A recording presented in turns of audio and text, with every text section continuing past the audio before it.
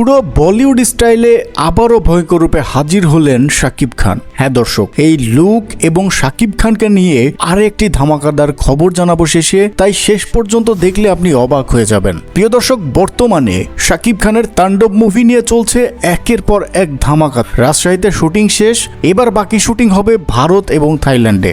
এরই মধ্যে এত অপেক্ষা যেন আর সহ্য করতে পারছেন না শাকিব ভক্তরা, তাই একের পর এক ভাইরাল হচ্ছে তাণ্ডবের ভয়ঙ্কর সব লুক, যা দেখে তো পুরো দুই বাংলা পুরো কাঁপছে।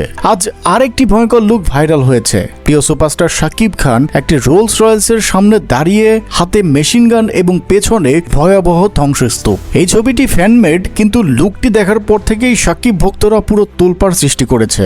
এই লুকেই নাকি শাকিব খানকে দেখতে চায় তারা। শাকিব খানকে নতুন ভাবে উপস্থাপন করা সবার প্রিয় ট্যালেন্টেড পরিচালক রায়হান রাফির কাছে আবেদন জানাচ্ছে লাখো শাকিব ভক্তরা। সত্যি ভাই, এই লুকে কিন্তু দারুণ মানিয়েছে শাকিব খানকে। এরই মধ্যে তাণ্ডব মুভিটির ভারতের শুটিং নিয়ে শুরু হয়েছে বিশাল ঝামেলা। তো বলুন, এই ভয়ঙ্কর লুকটিতে প্রিয় সুপারস্টারকে কেমন লাগছে? আপনি যদি শাকিব খানকে ভালোবাসেন তবে কৃতজ্ঞতা স্বরূপ এই চ্যানেলটি সাবস্ক্রাইব করবেন।